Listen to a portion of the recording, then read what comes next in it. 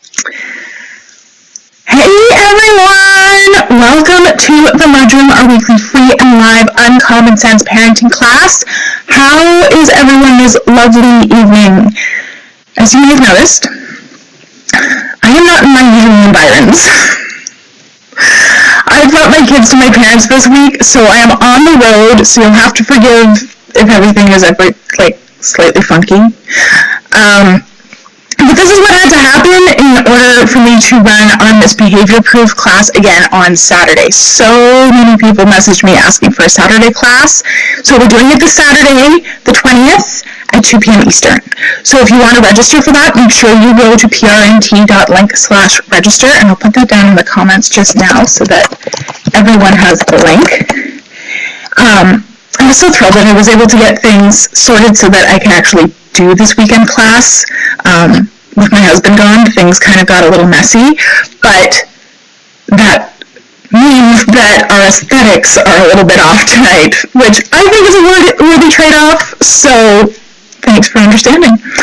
Before we get going, welcome. My name is Allana Robinson, and I'm a parenting effectiveness coach. I help parents of toddlers and preschoolers understand why their children are misbehaving and how to fix it without yelling, shaming, or using timeouts. So when parents join the Parenting Posse, which is my free peer support Facebook group, if you're not a member, you should totally join. The link should be on my page at the very top. But when parents join, you get asked 3 questions. How old your kids are, because I want to make sure that you're in our target age range. If you want a free resource from me. And what it is about your kids' behavior that is driving you batshit crazy. And 85% of parents answer tantrums. In a very close second is 78% of parents saying not listening. And yes, those numbers overlap because for many parents, it is both. So if you're watching, guys, make sure you say hi, let me know you're here, chat with me, ask questions as we go along. This is a class. It is not a lecture. So let me know you're watching. I can see you. I can see you. So here's the thing. Most parents think that they have a listening problem. But that is not actually the issue. Parents generally think that they have a listening issue for one of 3 reasons. Their children don't do what they're asked immediately.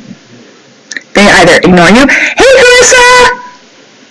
Yeah, so glad you're able to watch live! That's awesome.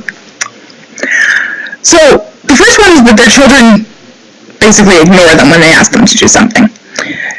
The second is that their children look at them and then immediately do the opposite of what they were told to do. Hands up if that has ever happened to you. And my mother's dog is, of course, now having a fit. So sorry if you can hear the dog freaking out in the background. Or, the third reason is that their child screams, no, or I don't want to, and then has a fit when they're asked to do something. So, hands up in the comments if that describes your child in any way, shape, or form.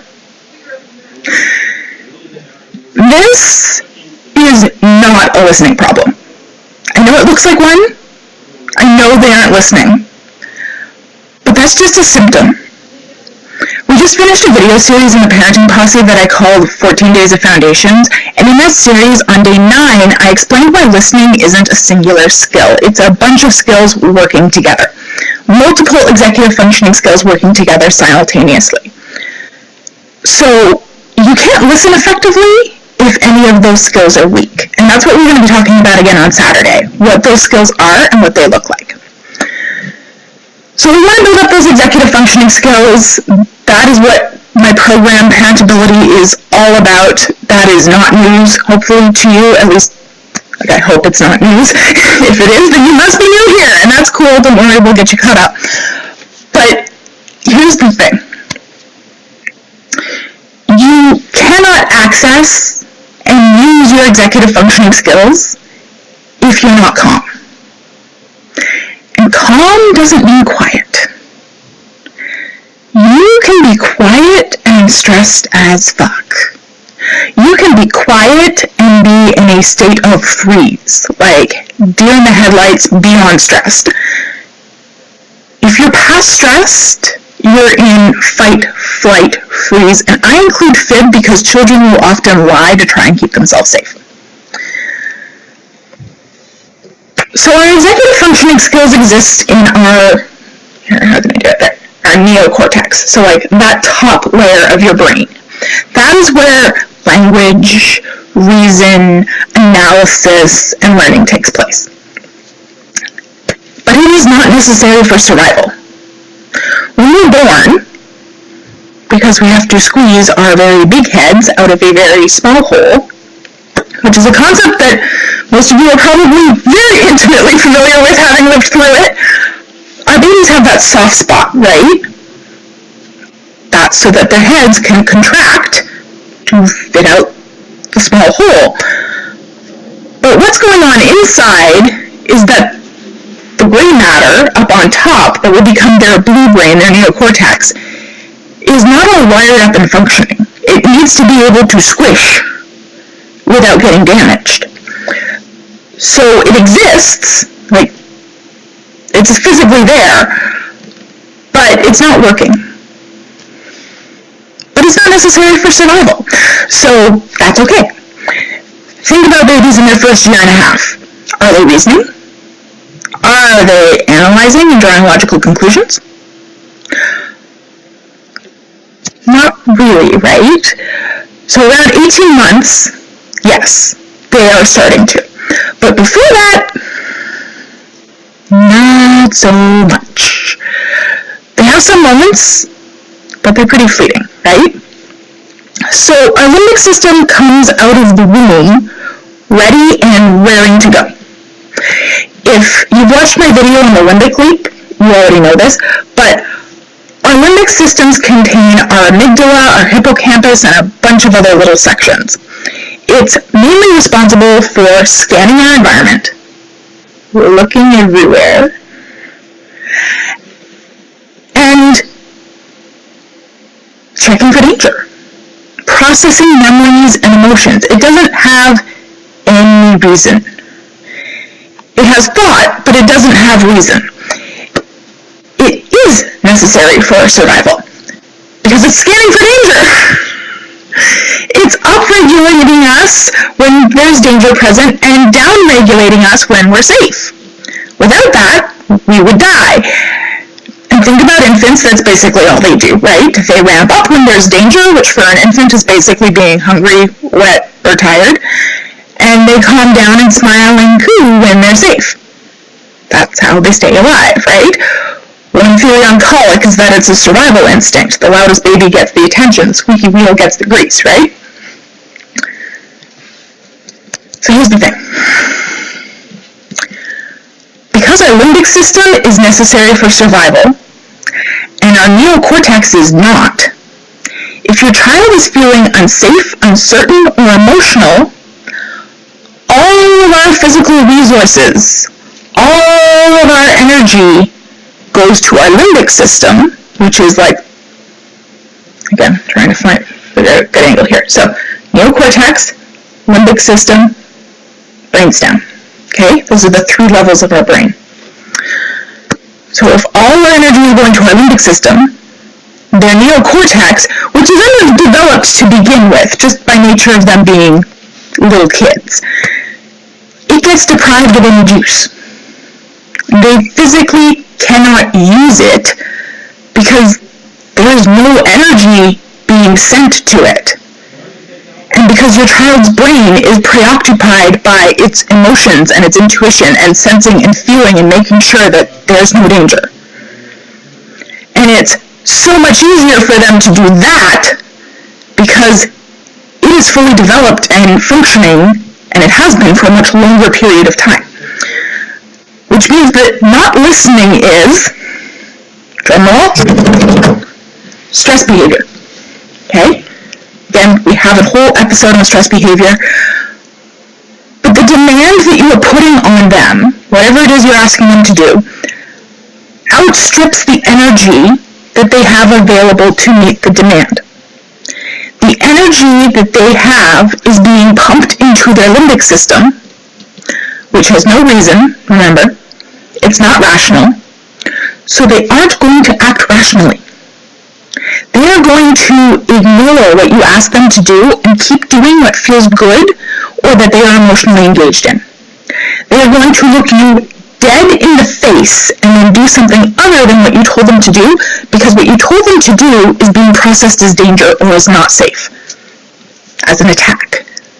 Usually because it doesn't emotionally appeal to them. If a child processes a request as an attack, it doesn't mean that it is an attack. It just means that they aren't rationally processing the information, because they can't.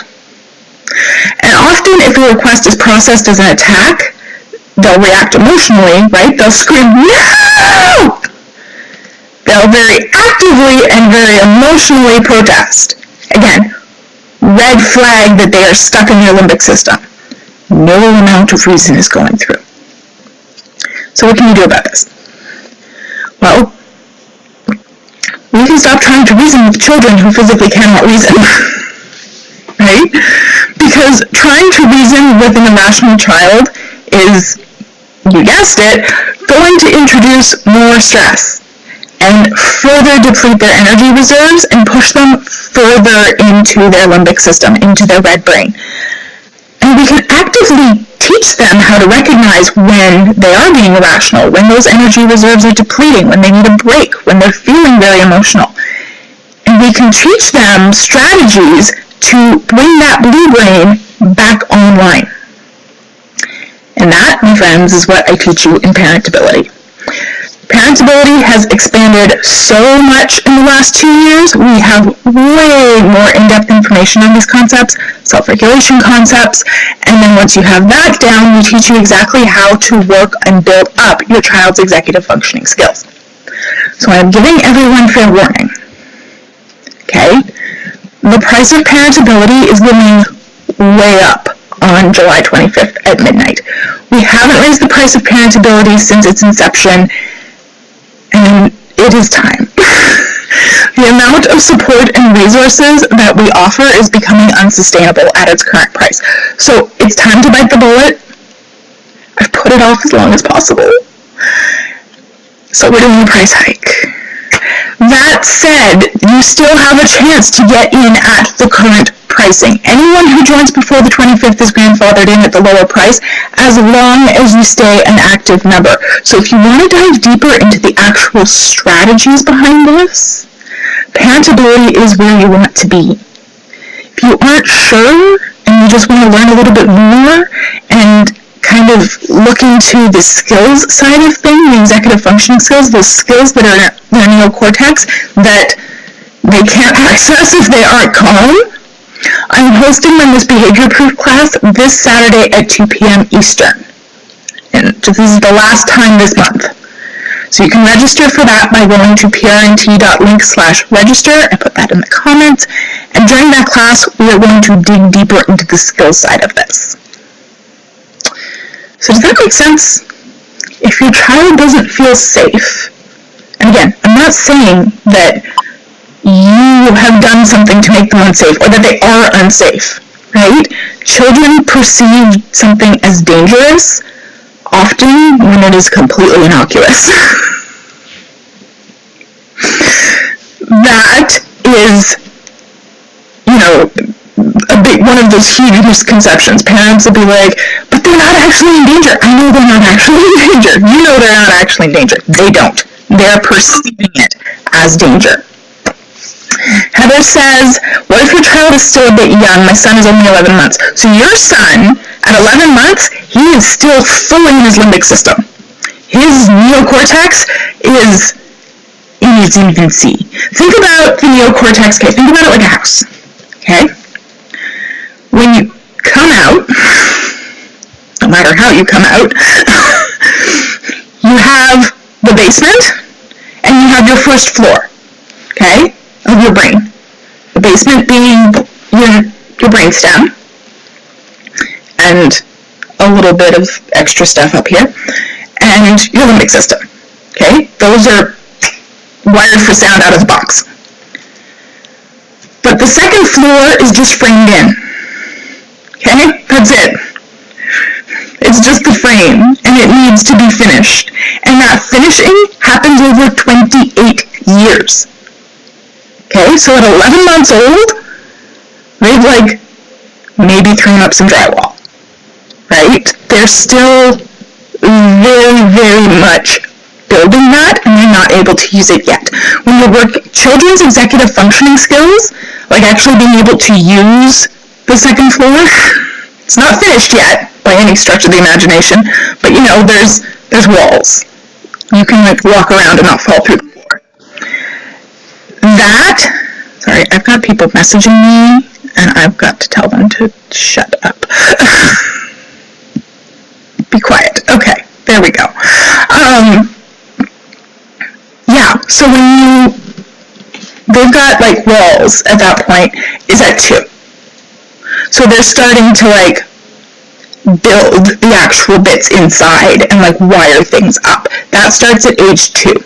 Between 1 year and 18 months, you usually start to see the lights starting to go on a little bit. They start to reason, they start to, and if you know to look for it, you will see it.